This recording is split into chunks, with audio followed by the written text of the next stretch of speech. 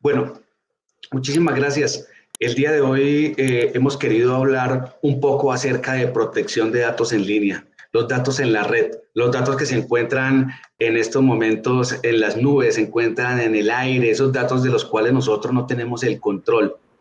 Pues bien, Qué pena, para ¿me hablar puede de... dar la full pantalla, por favor, para presentar? Ajá, ahí a la derecha. Exacto. Perfecto. Correcto. Y gracias. ¿Se está viendo? Sí. Sí, señor. Ajá. Perfecto. Entonces, quiero decirles que quiero hablar un poco con ustedes acerca o compartir un poco acerca de algunos conceptos muy básicos de lo que es la protección de datos, pero más que eso, traer esta conceptualización a un espacio de reflexión acerca de qué nosotros sabemos, qué entendemos y en verdad si tenemos un grado de conciencia con realidad, con respecto a lo que es esta protección de datos en línea, en la red, en el Internet, en la web, en todos estos espacios. Es por eso que este video que acabamos de ver, pues nos trae a nosotros una información muy importante que nos permite conocer y exactamente entender qué es lo que ocurre con estas grandes multinacionales de la información que lo que están es comercializando datos en la gran mayoría de ellos. Y ustedes ven como el mismo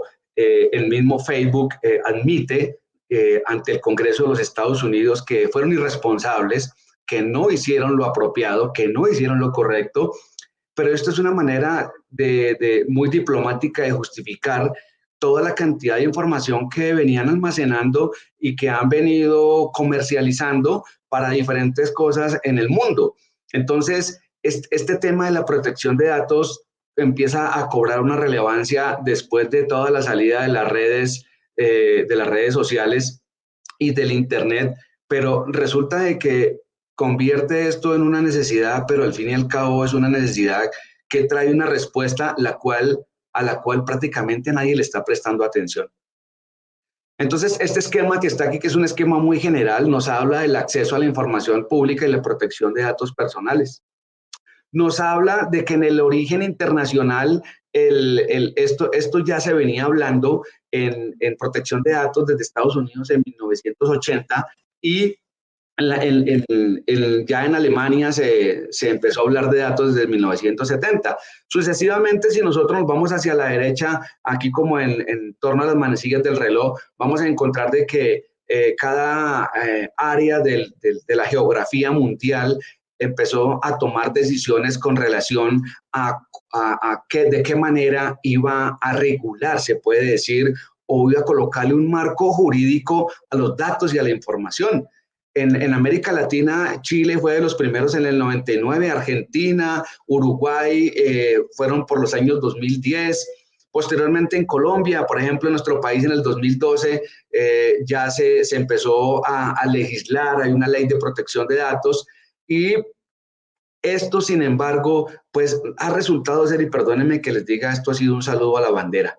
El, el, el, el asunto es que estas empresas son de verdad monstruosas, son grandes y lo que vienen haciendo ha carecido o se encuentra en una nube gris tan grande, que quienes estamos a este lado y no tomamos las medidas preventivas, pues estamos definitivamente indefensos y nos encontramos a la suerte de lo que puede ocurrir con la información.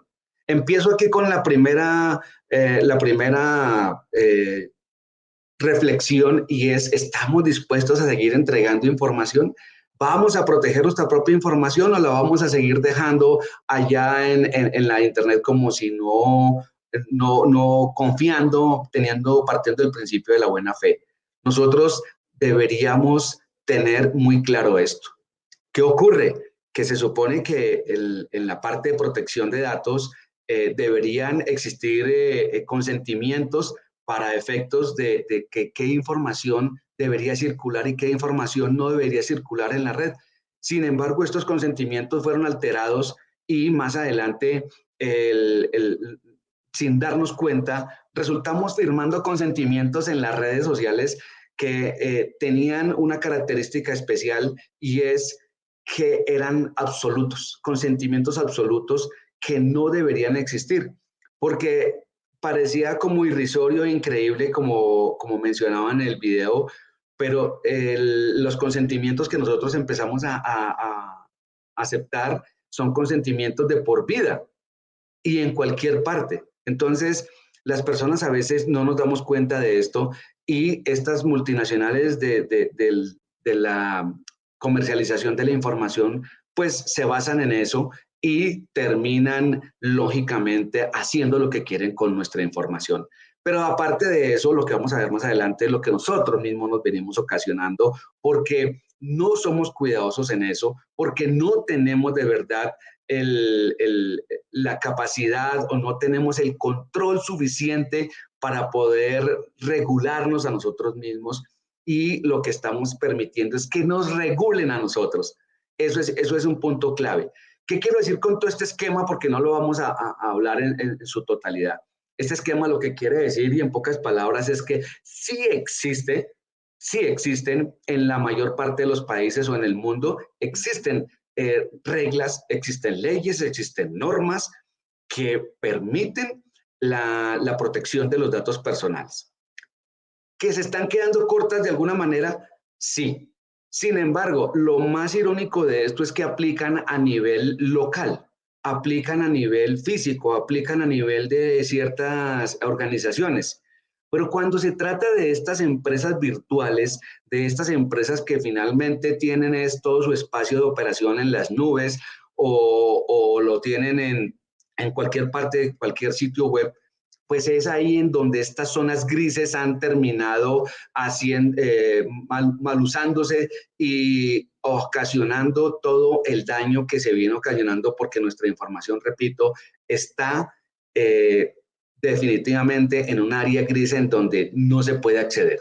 Entonces, los gobiernos de países como Estados Unidos que han intentado de alguna manera proteger nuestros datos o los datos de ellos por lo menos, incluso se han visto cortos. Yo creo que la mejor muestra de esto es lo que pasó con Facebook y Facebook aceptando ante el Congreso que sí, que tuvieron un nivel de irresponsabilidad, es todo lo que dicen, que un pequeño nivel de falta de control, pero que ya eso se va a cambiar. Si miramos lo que ocurrió después de esa presentación de los directivos de Facebook ante el Congreso, pues de Mark Zuckerberg, nos damos cuenta de que esto no fue tal y que seguimos nosotros teniendo unos espacios en los cuales se está haciendo un uso indebido. Pero vamos al siguiente paso que es más importante y es que el desconocimiento y la voluntariedad de nosotros como víctimas, pues también facilita mucho todo esto. Si miramos la protección de datos personales, en su espíritu, en su parte más profunda desea que se regulen o se protejan 4 derechos. El derecho, y estoy hablando aquí a nivel internacional, porque esto es ya prácticamente está estandarizado en temas de información. Entonces se supone, en la teoría se habla de que la protección de datos quiere cobijar a 4 derechos. El derecho a la intimidad, el derecho al habeas data, el derecho al buen nombre y el derecho al libre desarrollo. Pero si nos vamos a la realidad, nos salimos un poco de la teoría, nos damos cuenta que especialmente a través de las redes sociales, nosotros estamos día a día se violentan estos 4 derechos. Estos 4 derechos definitivamente no están protegidos. Pero, insisto, nosotros tenemos parte de esa responsabilidad, tenemos parte de esa culpa porque somos, insisto y también voy a decir esto en muchas ocasiones, dóciles víctimas. Somos voluntarios frente al tema de ser víctima y los victimarios se ríen de nosotros, hacen lo que quieren y pues obviamente aprovechan todo esto. Entonces, ni el buen nombre, ni el libre desarrollo, ni la oportunidad que nosotros, hablando de habeas data, de conocer, rectificar, suprimir información que exista en cualquier parte, ese derecho está definitivamente vulneradísimo.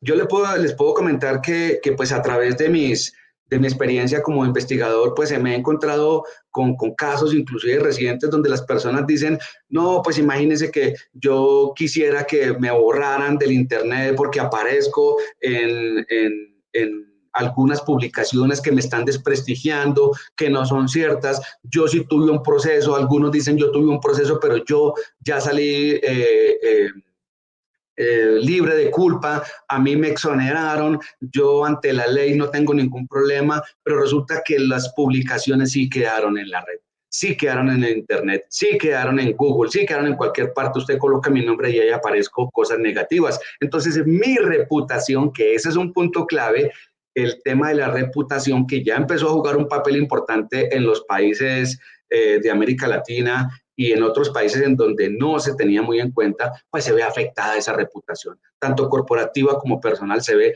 muy afectada. Y esto es un punto importante para todos nosotros, porque la reputación como tal es algo que se puede perder en 30 segundos. Pero recuperar cuesta mucho trabajo y eso lo demuestran estos temas de que debido a precisamente la desprotección de los datos personales, no la protección, sino la desprotección de esos datos personales, se vulneran estos derechos y por consiguiente la vía data que nosotros tenemos en Colombia como, y está en otros países, que es la posibilidad de conocer y rectificar, en pocas palabras, pues no se cumple. Entonces, los órganos de control están quedando muy cortos frente a esto. Y hablando un poco de la intimidad, se supone que inclusive el tema de intimidad dice que trata de proteger 4 esferas importantes de cada individuo, ¿no? Que son la esfera personal, la esfera familiar, la esfera social y la esfera laboral, es decir, todo nuestro entorno. Sin embargo, insisto, desafortunadamente, por acción de estas empresas, como por acción nuestra voluntaria, pues a veces esto, o en la mayor parte de las ocasiones, no se cumple y cuando nosotros nos damos cuenta, pues es muy difícil para quejarse. Entonces, o es muy difícil para actuar, o cuando ya queremos borrar la cuenta, ya es demasiado tarde porque ya, como ustedes se han dado cuenta, hay gente especializada en guardar, que esto es increíble, pero pasa, gente en guardar estos perfiles y no importa que usted los haya borrado, hay gente que ha guardado estos perfiles y los utiliza más adelante en contra suya. ¿Y quién regula a esta gente? ¿Y quién está protegiendo esos datos míos que están allá en el Internet? Eso es un problema serio, es un problema grave, pero insisto, la protección de datos personales está movida en 2 ámbitos, el ámbito en que nos quiere proteger y el ámbito en el que nosotros nos negamos a que nos protejan. Y hablando de los datos personales, pues recordemos entonces que los datos personales son piezas de información, eso es todo. No hay que complicarse la vida ni esperar a que salgan definiciones más grandes ni más robustas. Esto es sencillamente piezas de información que le corresponden a un individuo en todo su ámbito. Y estos están divididos, los tipos de datos, de datos personales están divididos en 4, que muchas veces nosotros no sabemos y por eso tenemos las dudas. Y por eso quise traerles a ustedes un momento esta información muy básica, pero como a veces lo hemos dicho, nosotros a veces olvidamos lo básico. Cuando olvidamos lo básico, pues entonces lo avanzado nos atropella o lo avanzado no nos llega de la misma suerte o no lo manejamos de la misma manera porque se nos quedó lo básico. Es tan sencillo como que hay que gatear, luego dar los primeros pasitos, luego caminar y luego correr. Cuando damos ese salto directo a correr, pues se nos ha olvidado que tocaba gatear y el hecho de haber gateado tiene sus implicaciones y tiene sus enseñanzas para el individuo, para el ser humano.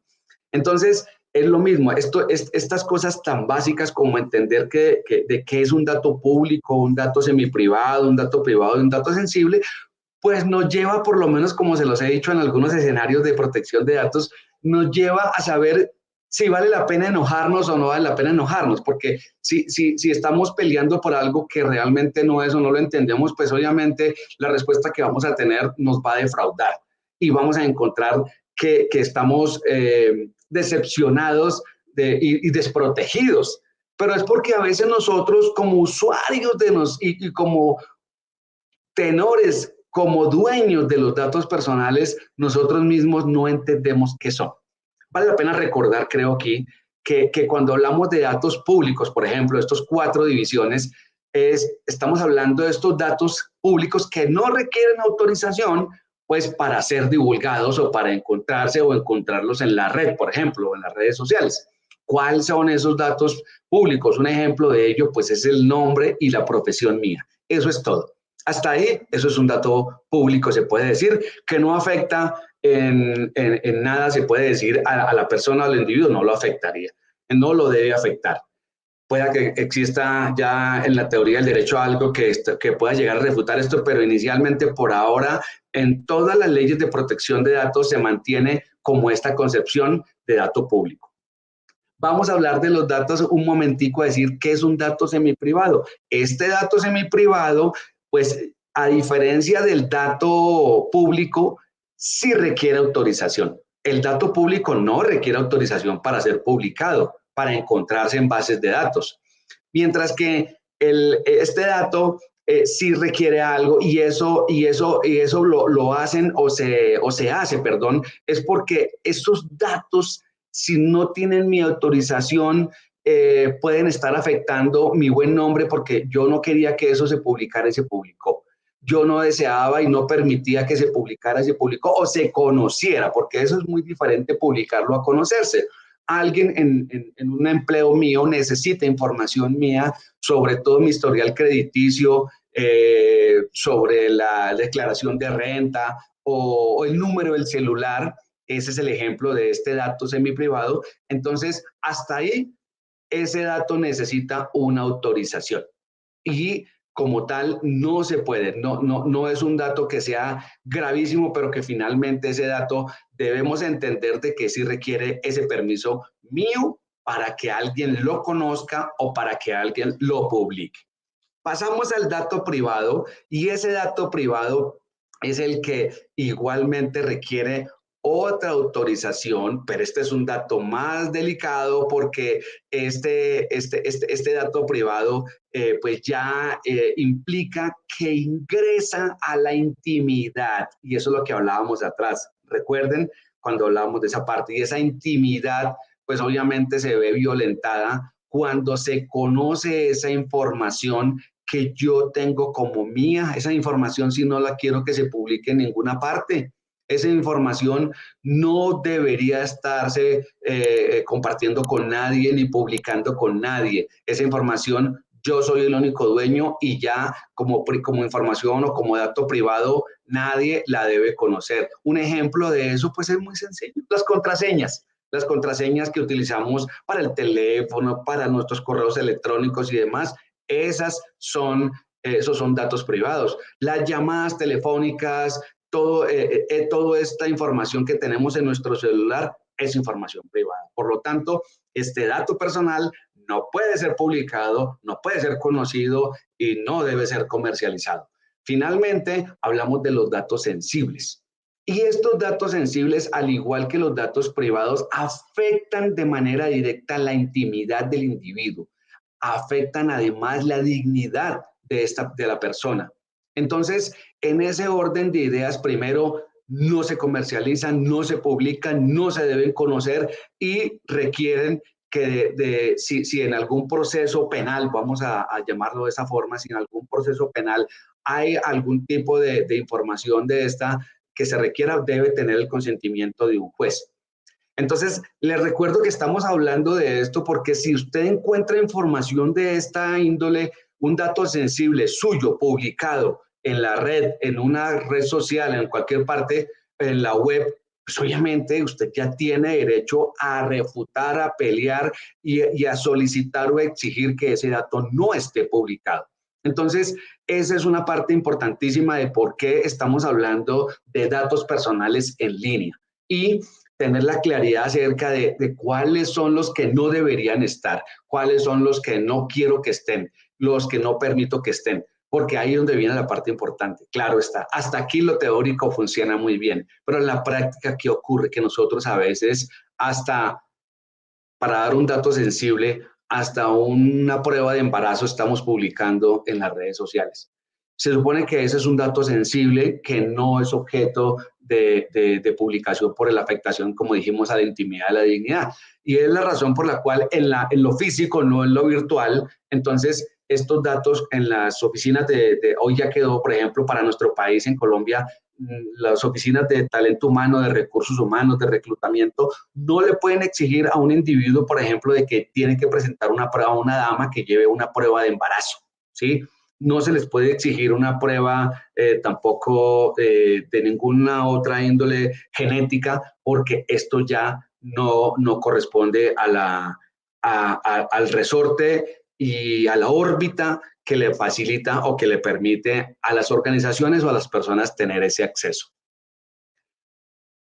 Hay algo importante que no quisiera dejar pasar por alto, y es el tema de los niños, las niñas, los adolescentes. Esta protección de ellos que existe, tienen una protección incluso especial. Y entonces no es recomendable de ninguna manera arriesgar que esto, arriesgar la integridad, la intimidad y muchos factores con relación a las niñas, niños y los menores de edad. Entonces, poner en riesgo sus derechos fundamentales es muy fácil, razón por la cual no se debe desproteger esos intereses y afectar el desarrollo armónico integral y el crecimiento de estos niños. Es por esto que yo hago un llamado muy respetuoso y un llamado muy del corazón y muy con la razón también, para que por favor no se presten para publicar o difundir imágenes de niños, niñas o adolescentes. A nosotros nos parece muy cómico, nos parece muy de buen gusto estar publicando videos de inclusive padres que utilizan a sus hijos como payasos, padres que utilizan a sus hijos o que se burlan de las actitudes de sus hijos de alguna manera y lo que están es ridiculizándolos y ellos se prestan o gentes que se prestan para esto. Entonces, se supone que en algunos países ya está prohibido el tratamiento de esto, o tratamiento no, perdón, sino la publicidad y la comercialización de esta información. Entonces, mi llamado frente a esto es decirles que por favor no lo hagan, que adicionalmente a eso, esta información, como ustedes lo saben, hay personas que la están capturando en internet y una persona como un niño que no tiene la posibilidad de defenderse, que no sabe lo que está pasando, más adelante quien publicó eso no se asegura de quitarlo, pero esta información sí puede ser utilizada en contra de este niño, de este menor, de esta niña o de este adolescente más adelante en su contra y lo puede afectar. Puede, como dice aquí, afectar su desarrollo armónico integral. Entonces, los daños que se avecinan, que se presentan, son gravísimos. Y aquí, no estoy hablando inclusive todavía de pornografía y otras cosas, sino en el entendido normal del daño psicológico, perdón, pero mucho más allá, claro está, llegamos hasta el punto de lo que es la pornografía y estos otros flagelos que estamos viviendo en estos momentos en el mundo, desafortunadamente. Entonces, hasta aquí este asunto de la protección de datos y de información, en el sentido de que sí existe regulación, en el sentido de que hay de verdad, existe normatividad, pero que nosotros somos los encargados de que esto en verdad se cumpla o no se cumpla. Que nuestros datos apreciadísimos son datos que se encuentran de buena fe de parte de muchos de nosotros colocados ahí, pero que estos datos pueden ser fácilmente utilizados en nuestra contra. El video que van a ver a continuación les va a dar una muestra de un ejercicio que se hizo y que en Europa y que permite establecer cómo nosotros somos manipulados. No solamente podemos ser manipulados y somos manipulados por las mismas redes sociales y por la inteligencia artificial, sino fíjense cómo es que fácilmente pueden y trabajan, porque lo voy a decir de esa manera, así es que trabajan estos delincuentes cibernéticos. De esta manera, como ustedes están viendo aquí, es que se desarrolla el trabajo y usted muchas veces desde su casa está creyendo que le están observando de manera directa, se asoma por la ventana y piensa que alguien lo está observando, pero no se da cuenta de que usted mismo es el que está colocando sus datos personales y su información y con esa alguien se está usufructuando, beneficiando o lo está extorsionando y le está haciendo daño. Le agradezco, mi coronel, si puede por favor publicar el video.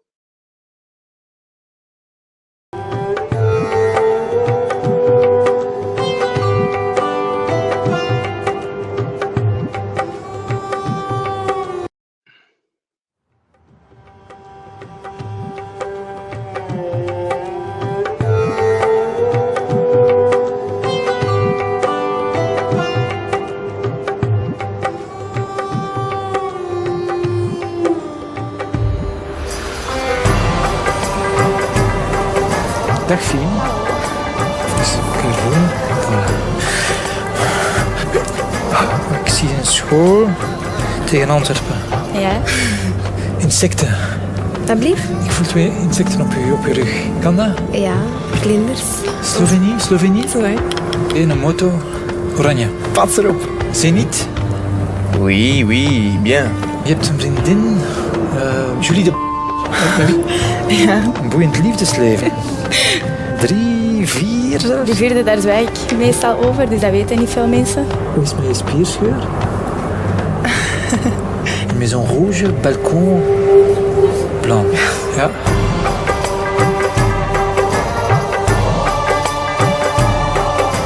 Ik zie geld, ik zie transacties. Maar kent je rekeningnummer van buiten?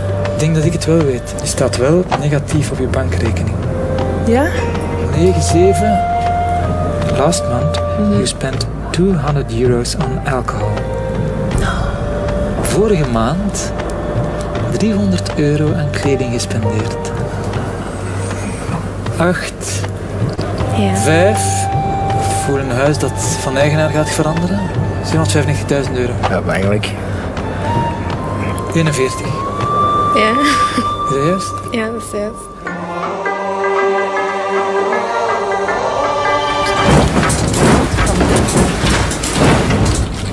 Oh my god. Oh nee. Ah, dat is, ik weet niet hoe eng.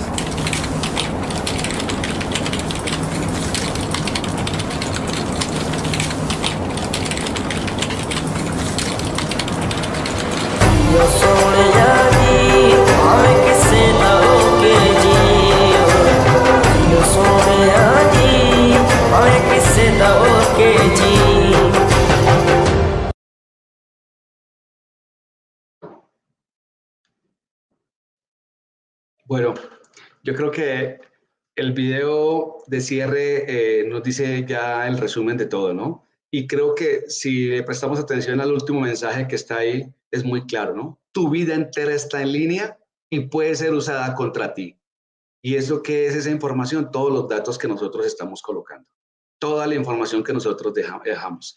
Eso que está ahí es el fiel reflejo de cómo operan los delincuentes cibernéticos o los ciberdelincuentes, cómo operan en contra nuestra. Montan algo así tan sencillo como eso y empiezan a trabajar en recolectar toda la información, hacen el análisis de cualquier red social, llámese Facebook, de Twitter, lo que quieran, y con eso ya las confesiones que nosotros hacemos cada ratico, qué comemos, qué hacemos, a dónde vamos, con quién hablamos, nuestras emociones, pues sencillamente son usadas contra nosotros, y ahí como todos estos datos que de alguna manera la ley quiere proteger, pero que nosotros no queremos que se protejan, nos convierte a nosotros en dóciles víctimas frente al cibercrimen. Muchas gracias. A usted, mi instructor, mil y mil gracias por este conocimiento compartido, por esa gran reflexión que nos deja. Y es verdad, ¿qué se necesita para acosar, para poder conocer el perfil de una persona, para conocer datos que asustan, como decían en el video? Simplemente acceder a redes sociales y a la información que está publicada en los motores de búsqueda como Google, como Yahoo, como Bing, como DuckDuckGo y tantas herramientas que hoy en día capturan datos. Muchísimas gracias, Henry. Hay un par de preguntas y el tiempo vuela, pero pues obviamente creo que nos ha dejado una reflexión maravillosa y desde allí creo que podemos también nosotros, todos esos expertos, todos esos amigos 6C que tienen conocimiento, que nos están aquí aportando unas reflexiones muy interesantes, también podemos ayudar a construir esas respuestas. Con mucho gusto. Muchas gracias. Bueno, aquí ahí tenemos una... bueno, hablamos de datos semiprivados, pero antes de llegar a los ejemplos de datos semiprivados, yo por acá teníamos un gran amigo desde La Arenosa, en el Caribe colombiano, y creo que hay dos puntos aquí con él y con Ernesto también, que nos invitan a dos reflexiones bien interesantes. ¿Qué opina usted, mi instructor, respecto a ese dilema jurídico que radicaría entonces en el consentimiento entre de lo que yo entrego y verdaderamente el uso que hacen las organizaciones y esa violación a ese principio de finalidad de esos datos. Claro, totalmente, absolutamente. Estamos de acuerdo en que hay un dilema jurídico frente a esto, porque la voluntariedad está mal interpretada, está mal entendida, está mal usada. Y yo estoy de acuerdo en que la empresa, cualquier X o Y, recibe la información, pero se supone, como está ocurriendo, inclusive voy a colocar el ejemplo más fácil y más sencillo, inclusive frente a la legislación de nosotros. Y es que cuando nosotros estamos entrando a un edificio, nos están pidiendo que mostremos la cédula para leer el código que se encuentra al respaldo de la misma, nuestro documento de identidad. Se supone que esa información es para saber quién está entrando, pero se supone también que nosotros esa información no debería quedar guardada. Eso mismo está pasando en las empresas y lo que está ocurriendo con los ingresos, las porterías, las recepciones y las empresas es que esa voluntariedad la está usando de manera indebida y está almacenando, óigase bien, en bases de datos información que no debería guardar. Entonces, en mi opinión, el dilema sí está, mas sin embargo, el deber ser de eso está claro en el sentido de que esa información debería ser usada solamente para lo requerido y de manera inmediata olvidarse, sacarse esa información a propósito de lo que veo que están preguntando, pero es cierto, desafortunadamente, insisto, nosotros ya estamos en un punto en el que deberíamos entender mucho más todo este tema de propiedad, de propiedad, de derecho de lo que es datos personales, el derecho que asiste a los datos personales y cómo empezar nosotros a trabajar frente a esto para que no malutilicen o ni siquiera utilicen nuestra información. Muchísimas gracias, mi estimado Henry, tiene toda la razón. Ahí sabemos que un sistema de información siempre va a almacenar datos, así sea de manera temporal, para poder generar esa lectura. Pero una cosa es que almacene de manera temporal, otra cosa es que lo diligencien allí y empiecen a generar campañas para poder direccionar marketing. Y lo más triste, ¿quién audita la seguridad de esas bases de datos? Y ahí obviamente que hay un gran trabajo también para todos los profesionales de ciberseguridad, porque las empresas a veces desconocen ese nivel, pero si alguien les llega a hacer caer en cuenta de esa vulnerabilidad que están cometiendo, se pueden ahorrar miles de millones de dólares en demandas, porque en este momento el ciudadano sabe. Y creo que tenemos este escenario para hacer la transición perfecta respecto a que el usuario de Internet sabe que hay unos derechos, sabe que tiene también unas responsabilidades, bueno, a veces las desconocemos, pero sí sabemos que tenemos unos derechos respecto a nuestros datos. Y creo que aquí viene Ernesto con una excelente pregunta. ¿El derecho al olvido digital es un derecho humano? ¿Qué opina? Esa es más bien una reflexión, porque creo que no hay respuesta concreta al respecto. Lo que está sucediendo, esa es una buena. Yo quería, antes de que termine, perdóname un segundito, con relación a la pregunta anterior que alcancé a mirar ahí, y creo que ese es el punto, creo que el punto crítico de todo esto está en, como decía la persona que hizo el comentario, y es el principio de finalidad. Okay. Y creo que ahí es donde se puede derrotar finalmente a quienes están haciendo mal uso de la información. Porque claro, la información se pide y se acepta voluntariamente bajo una finalidad específica. Y cuando esto no se cumple y resulta siendo almacenada, guardada y usada para otras cosas, creo que esa alteración es la parte en donde nosotros deberíamos y debemos, lógicamente, ¿no? Entonces, ese es el punto. Y con relación ya al punto de Ernesto, que esa es una muy buena pregunta, ¿qué ocurre? Esto todavía es inclusive nuestra legislación apenas está entrando en vigencia lo que es el derecho al olvido. Se debería considerar como un derecho universal y ya hay pronunciamientos de la ONU con respecto a que el derecho al olvido exista. Sin embargo, es otro más de los que ha quedado finalmente como un saludo a la bandera, porque lo que les digo, si nosotros lo aplicamos directamente, físicamente, en alguna empresa, en alguna institución, hasta ahí funciona. Pero el derecho al olvido está en estos momentos, ahí se dice, y valga la apreciación, seriamente olvidado en la red, en Internet. en todas partes se encuentra definitivamente vulnerado. No hay casi que poder humano que logre que Google, que Explorer, que todos estos motores de verdad atiendan este derecho que todos exigimos, el derecho al olvido.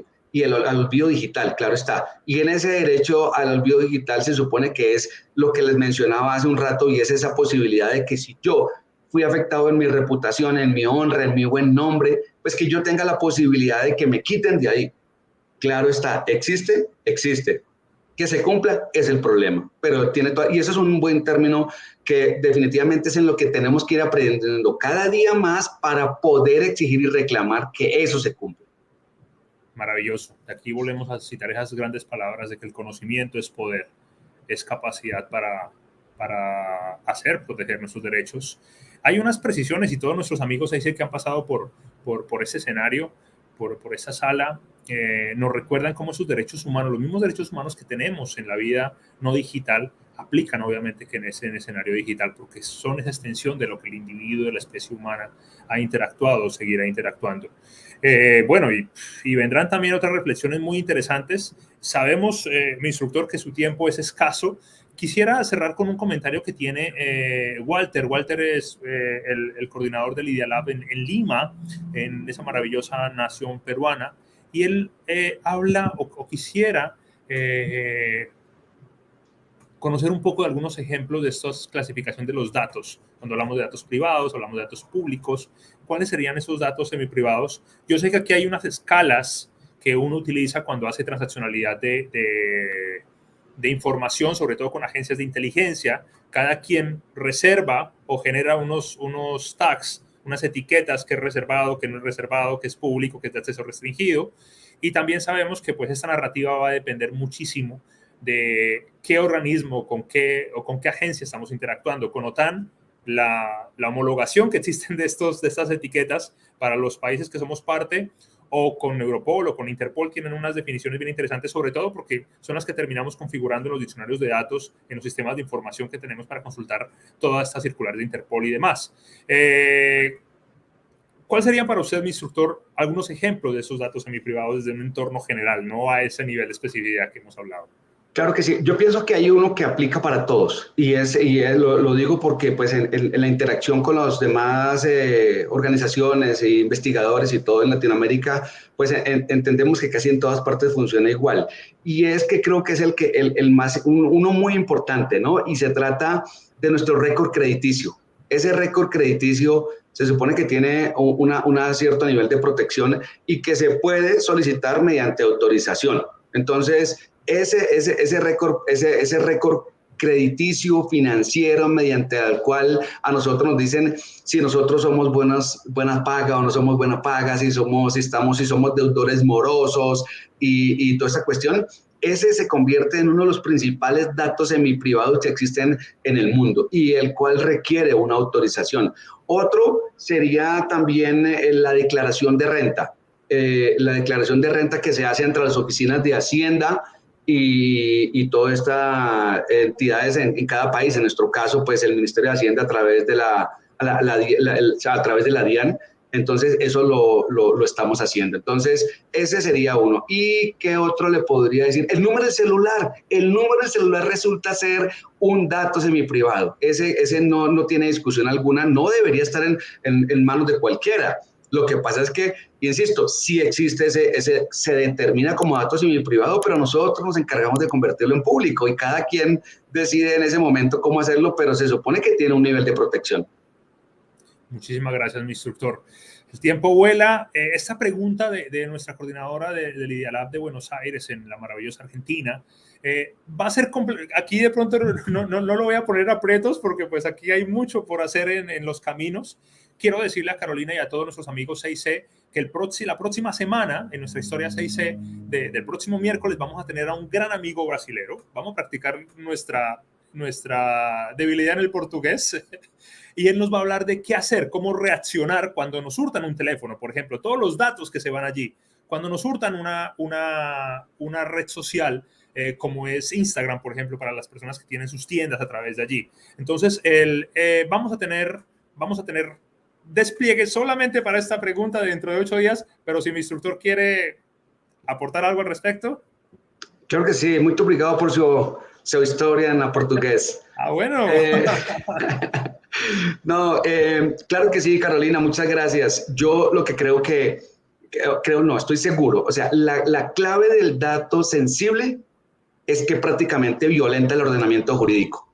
Entonces, por tratarse de una afectación a la intimidad y a la dignidad, en la mayor parte de los países está como un tipo penal, razón por la cual es denunciable, es demandable y puede tener acciones jurídicas importantes. Entonces, ahí dentro de ese marco que se ha roto, se puede actuar sin ningún problema. Realmente ahí no habría ningún inconveniente porque ese es un dato que atenta definitivamente contra la dignidad del individuo, de la persona, y las constituciones de nuestros países están protegiendo eso. Entonces, prácticamente casi que sin dudas le podría decir de que es un dato que fácilmente, es una situación que fácilmente se puede trabajar como un tema legal. Muchísimas gracias, mi instructor. Bueno, aquí hay una pregunta bien interesante sobre qué opina sobre las filtraciones de datos de miles de usuarios y esta respecto a, ¿debería referirse al nivel de privacidad para qué serán usados mis datos en un registro de acceso a un espacio? Digamos que son como dos condiciones que podríamos agrupar en una misma respuesta, por favor. Sí, claro. Lo que está ocurriendo ahí es que lo que decía el primer video, y es que esto se trata sencillamente de comercio de información y datos. Comercio de datos personales. El comercio de datos personales, ¿qué es lo que hacen realmente detrás de este contentillo que nos dan a nosotros para publicar fotos y para interactuar con la familia, con los amigos y todo esto? Lo que está es recolectando una cantidad de información que nosotros a veces no alcanzamos a dimensionar para efectos de que con esta información, los análisis que hacen de toda esta información, segmentan los individuos y nos dicen a este individuo le gusta esto, le interesa esto, y esos intereses hacen de que nos llegue tanta información como nos llega, que seamos objetivo de comercialización y de mucha información que le interesa a mucha gente para atraparnos a través de lo que ellos ya han recolectado como esa información mediante la cual me pueden enmarcar, me pueden acomodar y posteriormente me llevan con una fotografía que a mí me gusta porque ya saben qué es lo que yo quiero. Entonces, esa utilización, dicho de esta manera, es la que está permitiendo que toda esta filtración de datos, pues estamos hablando de la comercialización y nos podemos extender mucho más, pero por lo menos en ese sentido, esas filtraciones de datos no son ni casuales, ni son accidentales, ni son filtraciones de uy, ¿qué pasó? Ni fue que se desconectó el switch. Todo esto tiene una razón de ser. Vuelvo y repito, y la razón de eso es que nosotros también nos hacemos partícipes. Muchísimas gracias. Bueno, creo que habrán preguntas que tengo que bajárselos por interno, porque ya esta hora ha volado. Muchas gracias a todos nuestros amigos CIC que se conectan a lo largo de este hemisferio, de este continente americano. Una pregunta para cerrar, mi estimado instructor. Es más, por ahí encontré a un amigo en común también que se está conectando, Nelson. Un saludo allí y obviamente un saludo a todos los amigos de los que estamos construyendo conocimiento y conocemos y sabemos que se puede hacer algo contra este incremento de la cibervictimización. Instructor, ¿cómo hacemos para poner en práctica ese conocimiento que hemos tenido a lo largo de nuestros años? Aquí tenemos profesionales del derecho, aquí tenemos ingenieros, tenemos psicólogos, tenemos contadores. Sabemos que la cibercriminología es ese enfoque multidisciplinario porque los cibercriminales atacan todo y afectan todo. Lo que demos papaya, como dicen en nuestro país, lo aprovechan. Pero ¿cómo hago? ¿Cómo hago para poner al servicio de la sociedad ese conocimiento que pude haber llegado a adquirir durante mis años o por esas capacidades, esas habilidades que tengo como individuo de esta maravillosa especie humana? Muchas gracias. Yo pienso que hay muchas maneras, realmente muchas maneras. Y si empezamos por las iniciativas como esta, como la que usted lidera, me parece que es importante que nos juntemos. Y hay un lema que me encanta: los buenos somos más, y seguramente si nos juntamos todos los que queremos hacer las cosas bien, podemos generar espacios de pedagogía, de reflexión, de colaboración y al fin y al cabo de enseñanza, se puede decir, para que las personas, precisamente lo que estamos intentando. ¿Qué ocurre? Que hay muchas islas, hay un Henry Rodríguez por allí queriendo hacer podcast y queriendo hacer videos y tratando de dar consejos. hay otro Henry que está en Perú, otro que está en Guatemala, otro que está en México, pero ¿por qué no juntamos a esos Henrys y tratamos de lanzar iniciativas más fuertes que lo que estén queriendo es precisamente ayudar y educar, compartir ese conocimiento con las personas para hacer una mejor sociedad, como usted lo dijo, haciendo uso de la responsabilidad social que nos asiste, ¿no? Y de la que más de uno se quiere quitar, pero ya nosotros sabemos de que quienes de verdad venimos de esa generación en que sabemos que hacer el bien vale la pena, pues considero de que debemos seguir así. Y juntémonos y proyectemos esa ayuda, esa colaboración y ese compartimiento de conocimiento. Y recuerden, por favor, la seguridad empieza por nosotros mismos. Mi instructor, hay que seguir creando esa conciencia. Usted lo ha manifestado. Gracias por sus palabras. Verdaderamente necesitamos gente inspirada que inspire, como decía un gran amigo. Pero hoy lo dice un gran instructor. Hemos tenido a candidato a doctor Henry Rodríguez en nuestra historia 6C243. Protección de datos en línea y ciberprivacidad.